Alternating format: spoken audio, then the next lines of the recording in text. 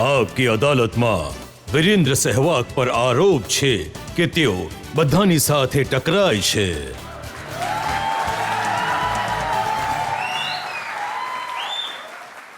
સહેવાગ, તમારું માનવું એ છે કે તમને એટલે ડ્રોપ કરવામાં આવ્યા કારણ કે પરફોર્મન્સ સારું નહોતું. એ સિલેક્ટર્સે વિચાર્યું હશે. પણ સૌરવ ગાંગુલી તમારી સાથે સહેમત નથી. સૌરવ ગાંગુલીનું નિવેદન મેં જોયું. એમણે કહ્યું કે સહેવાગને ધોનીએ ટીમની બહાર કરાવ્યા. સર, મને નથી લાગતું કે ધોનીએ આવું કર્યું કે ધોનીએ આવું કર્યું હોઈ શકે, કેમ કે એ દિલના ઘણા સારા માણસ છે.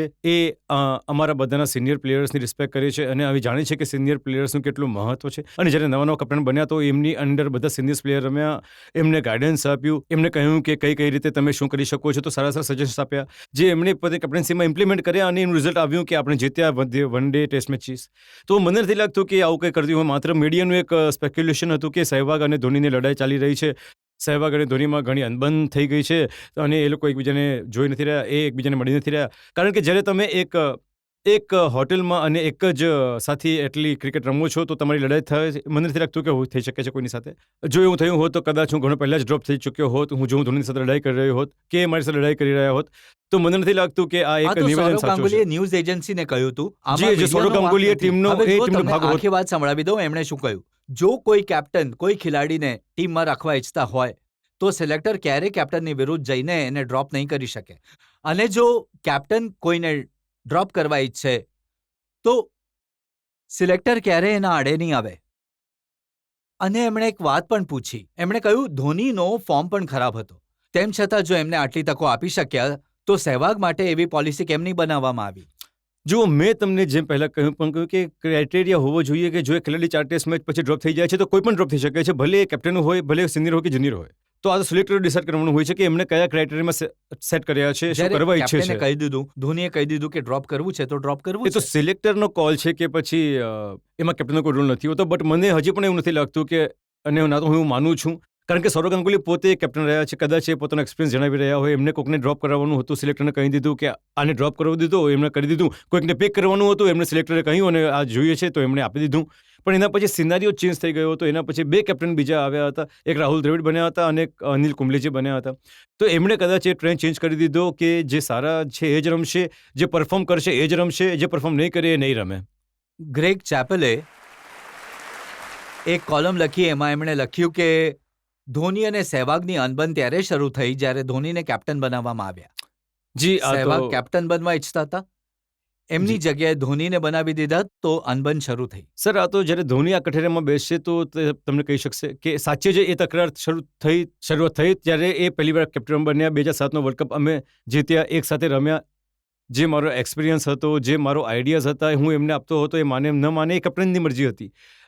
એમ તો અને રહી વાત હું કેપ્ટન બનવાનો ઈચ્છતો હતો, એવું બિલકુલ ખોટું છે. કારણ કે MS ધોની કેપ્ટન બન્યા અને હું T20 રમીને એમના અંડર આવ્યો. અમે લોકો T20 વર્લ્ડ કપ જીત્યા. એના પછી હું બીજી વાર સિલેક્ટ થવાનો વન ડે અને ટેસ્ટ મેચ માટે. ત્યારે મેં સિલેક્ટરને સ્પષ્ટ કહ્યું, શ્રીકાંતજી ચેરમેન હતા અને મેં પૂછી શકો છો કે વિરેન્દ્ર સહેવાગ, એમને કહ્યું કે એમનો કેપ્ટન બનવામાં કોઈ રસ નથી. ના તો એ વાઇસ કેપ્ટન બનવા ઈચ્છે છે ટીમના. હું વાઇસ કેપ્ટન છું કે નથી, હું મારા સારા સજેશન્સ કેપ્ટનને આપતો રહીશ. મને કોઈ ફરક નથી પડતો કે કોણ વાઇસ કેપ્ટન છે અને કોણ નથી. કારણ કે મારું કામ છે ત્યાં સુધી મારી ટીમમાં જે પણ સજેશન મારા માઇન્ડમાં આવે, આઈડિયાઝ મારા માઇન્ડમાં આવે, હું મારા કેપ્ટનને આપું અને ઇમ્પ્લિમેન્ટ કરે ના કરે એમની મરજી છે. અને આ વાતની સાક્ષી શ્રીકાંતજી અને પોતે MS ધોની છે. કેમ કે મેં એમને ઘણીવાર કહ્યું કે તમે મિટિંગમાં જશો તો પ્લીઝ કોઈક બીજાને વાઇસ કેપ્ટન બનાવજો, મને વાઇસ કેપ્ટન નહીં બનાવતા. આ વાત જ્યારે ધોની તમને મળે તો તેમને પૂછી શકો છો. કારણ કે મારો કોઈ ઇન્ટરેસ્ટ હતો જ નહીં એ સમયે કેપ્ટન બનવાનો. હું તમને પૂછી લઉં બધી વાતો. જી, બિલકુલ. હું તો હમણાં ખોલીને કહી રહ્યો છું તમને. ચાલો, હું પણ ખોલીને પૂછું છું તમને.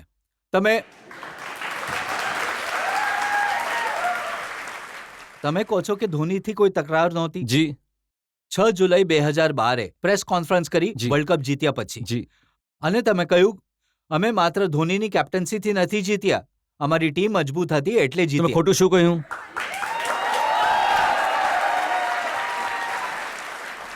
જેટલા દર્શક અહીંયા બેઠા છે તમે કોઈને પણ પૂછી લો કે 2011નો વર્લ્ડ કપ શું આપણે આપણા કેપ્ટનને કારણે જીત્યા હતા કે આપણી સારી ટીમને કારણે જીત્યા હતા? સર, મારું સ્ટેટમેન્ટ ખોટું ન હતું, પણ એને ખોટી રીતે બતાવવામાં એનો અર્થ આવ્યું, એ એને દુનિયાની સામે કાઢવામાં આવ્યો કે રાખવામાં તમે, આવ્યું. ધોનીની ઉપર કટાક્ષ કરી રહ્યા છો. નહીં સર, હું ધોની પર કટાક્ષ નહોતો કરી રહ્યો. હું એમ કહી રહ્યો હતો કે આખી ક્રેડિટ કેપ્ટનને નહીં આપી દો, એની ટીમને પણ આપો. નો ડાઉટ ધોની રેકોર્ડ ઉચકશો તો ધોની ઇન્ડિયાનો બેસ્ટ કેપ્ટન છે. એમણે સૌરવ ગાંગુલીને પણ બીટ કરે છે દરેક વસ્તુમાં. એ પછી ટેસ્ટની વિન હોય, વન ડેની વિન હોય કે પછી T20ની વિન હોય, પછી ભલે વર્લ્ડ કપની વિન હોય. એમને વર્લ્ડ કપ જીત્યા, T20 વર્લ્ડ કપ અને 50 ઓવર્સની વર્લ્ડ કપ. તો એને કોઈ ડિકારી નહીં શકે. બટ કોઈ એક માત્ર માણસને ક્રેડિટ આપવી સારી વાત નથી. જે બાકીના 10 પ્લેયર રમ્યા એમને પણ ક્રેડિટ મળવી જોઈએ એ વર્લ્ડ કપની જીતનો. અને મેં એવું જ કહ્યું હતું તો જુઓ, મેં પહેલી મેચમાં 175 રન બનાવ્યા. MS ધોનીએ લાસ્ટવાળી મેચમાં 92 રન બનાવ્યા છે. એની વચ્ચે અમારી પરફોર્મન્સમાં મારું કંઈક 1-2 મેચમાં પરફોર્મન્સ થયું, એમનું બિલકુલ પણ નહીં. તો મેં એટલા માટે કહ્યું કે માત્ર એક પ્લેયર પર ગૌતમ ગંભીરે રન બનાવ્યા. Yuvraj Singh man of the series છે. તો કાલે જો કોઈ એમ કહે કે યુવરાજ સિંહના કારણે આપણે વર્લ્ડ કપ જીત્યા તો શું બધા માની લેશે? એમનું પણ કોન્ટ્રીબ્યુશન હતું એ ટીમમાં. હા, અને એમણે મેન પણ ઓફ ધ શું મેચ કેપ્ટનને થોડું વધારે ક્રેડિટ મળે છે બાકી પ્લેયર્સથી? સર, પણ આ તો પછી હારવા પર પણ મળવું જોઈએ ને ભાઈ બ્લેમ. કે જો આજે જો ઇન્ડિયન ટીમ કોઈ મેચ હારે છે તો એ વિરાટ કોહલી પર ક્વેશ્ચન માર્ક ઉઠાવે છે, તો કોઈ બીજા પ્લેયર પર ક્વેશ્ચન માર્ક ઉઠાવે છે. તો એમનો બ્લેમ પણ બધું કેપ્ટનને જ આપી દો ને, કે કેપ્ટને જ હરાવ્યા અને કેપ્ટને જીતાડ્યા. તો એ ખોટું છે. મને નથી લાગતું કે એ કેપ્ટનની પણ ભૂલ હોય છે, કારણ કે એ બિચારો કોશિશ કરે છે કે ગમે તેમ કરીને બધાને એક સાથે લાવે, સારી ક્રિકેટ રમે, પોઝિટિવ ક્રિકેટ રમે અને આપણા દેશને મેચ જીતાડે. એમના વિશે આટલી સારી વાતો કહો છો, પણ ઓસ્ટ્રેલિયાના છાપાઓ પણ એ લખે છે કે જ્યારે તમે ત્યાં એમની સાથે રમી રહ્યા હતા, ઓસ્ટ્રેલિયાના છાપાએ લખ્યું કે સહેવાગે અલગ કેમ્પ બનાવી દીધો છે. ગૌતમ ગંભીર, ઝહીર ખાન, યુવરાજ સિંહ આ બધા મળીને ધોનીના વિરુદ્ધ એક થઈ ગયા છે. સર, ઓસ્ટ્રેલિયા ટૂર પર મારી પત્ની અને મારા બાળકો આવ્યા હતા, અને જે વાત કરી રહ્યા છે ઝહીર ખાન અને યુવરાજ સિંહ, એ તો MS ધોનીની સાથે ગયા હતા ગો કાર્ટિંગમાં ગાડી ચલાવવા માટે. તો એ મારા ગ્રુપમાં કેવી રીતે થઈ ગયા? તો આ ગ્રુપિઝમ માત્ર અને માત્ર છાપાને વેચવા માટે કે ન્યૂઝ ચેનલને TRP વધારવા માટે ક્રિએટ કરવામાં આવ્યા હતા. અને એવું હતું કે કોઈ બીજી જો ટીમ એક્ટિવિટી છે અને જો કોઈ પ્લેયર નથી આવતો તો એ માની લેવામાં આવે છે કે આ પ્લેયર કદાચ કેપ્ટનની અગેન્સ્ટ છે અથવા ટીમ મેનેજમેન્ટની અગેન્સ્ટ છે એટલે નહીં આવે. પણ એની પાછળ એ નથી જાણવું કે કદાચ એ ફેમિલી છે, એના બાળકો છે, જેમને એ ટાઈમ આપવા ઈચ્છે છે, જેમની સાથે ટાઈમ સ્પેન્ડ કરવા ઈચ્છે છે. અને મને એ ગો કાર્ટિંગમાં જઈને શું મળતું, જો હું ત્યાં જઈને ગાડી ચલાવતો તો મને શું મળતું? તો એકલો હું જ ન હતો જે નહીં ગયો હતો, બીજા પણ પ્લેયર્સ હતા જે નહોતા ગયા, કારણ કે એ બધા ઓપ્શન એક્ટિવિટી હતી. અને એને કોઈક ઇન્ડિયાના રિપોર્ટરે ચલાવ્યું, માત્ર ઓસ્ટ્રેલિયન રિપોર્ટરને કહીને કે આ તમે ચલાવી રહ્યું છે ટીવીમાં. તો આ સમાચાર ઉઠાવવામાં આવી છાપામાંથી ઇન્ડિયન રિપોર્ટરોએ આવું ઓસ્ટ્રેલિયન છાપાએ લખ્યું છે. પણ એકચ્યુઅલી એ તો આ ઉપજ હતી, કારણ કે આપણે રિપોર્ટરની, ઇન્ડિયન્સ રિપોર્ટરની, કે એમણે ઓસ્ટ્રેલિયામાં રિપોર્ટરને કહીને આ સમાચાર અપાવી દીધા. તો એ રિપોર્ટરના કાન ખેંચ્યા તમે? સર, કાન નહીં ખેંચ્યા, પણ એમને એ પછીથી ઇન્ટરવ્યૂ આપવાનું બંધ કરી દીધું. શું કારણ છે કે T20 વર્લ્ડ કપમાં ધોનીએ ઓસ્ટ્રેલિયાની વિરુદ્ધ જે મેચ થઈ હતી એમાં વિરેન્દ્ર સહેવાગને હટાવીને યુસુફ પઠાણને મોકલ્યો ઓપનિંગ કરવા માટે? સર, વિરેન્દ્ર સહેવાગ ઇન્જર્ડ હતો એટલા માટે મોકલ્યો. પણ લોકો કહે છે કે ધોનીએ કહ્યું કે ઇન્જર્ડ હતો અને સહેવાગ ઇન્જર્ડ નહોતો. નહીં સર, સહેવાગ ઇન્જર્ડ હતો એટલે જ તો નહીં રમી શક્યો.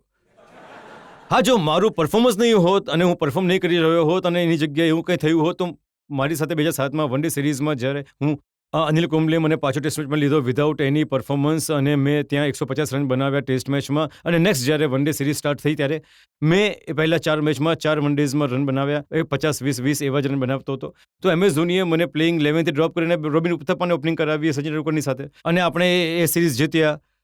તો એવું નથી કે વિરેન્દ્ર સહેવાગ ડ્રોપ નથી થયો પ્લેઇંગ 11થી. જેવું અનિલ કુંબલે તમારી સાથે કર્યું એવું ક્યારે ધોનીએ કર્યું? અનિલ કુંબલે કર્યું છે, એ હું જ કહી રહ્યો છું. 25ની સિલેક્ટર્સની ટીમમાં પણ નહોતા. જી બિલકુલ સર. 25 પ્રોબેબલમાં પણ નહોતા. જી બિલકુલ. એમણે જીદ કરીને, જી, કેમ કે ઓસ્ટ્રેલિયામાં વિરેન્દ્ર સહેવાગ કટ શોટ રમી શકે છે, તમને લીધા. જી બિલકુલ. ક્યારે તો એ ધોનીએ એવું આવું કર્યું કર્યું કે 4 મેચમાં મને ટીમ પ્લેઇંગ 11માંથી ડ્રોપ કર્યો. એના પછી એશિયા કપ હતો, મને સિલેક્ટર્સનો કોલ આવ્યો અને MS ધોનીનો કોલ આવ્યો અને મને પિક કરવામાં આવ્યો 2008માં એશિયા કપ માટે. અને ત્યાં મેં ત્યાં આગળ ઢગલાબંધ રન બનાવ્યા.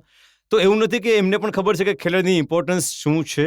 એમને લાગ્યું કે ભાઈ આ 4 મેચમાં આપણે રન નહીં બનાવ્યા તો કદાચ બની શકે છે કે એમનો કોન્ફિડન્સ થઈ ગયો હોય, તો એના કારણે રન નહીં બની રહ્યા હોય. તો એમણે મને બ્રેક આપીને રોબિન ઉથપ્પાને ઓપનિંગ કરાવી, અને ફાયદો પણ થયો આપણને લોકોને, આપણી ટીમને, કે આપણી ટીમને ચેમ્પિયનશિપ જીતી.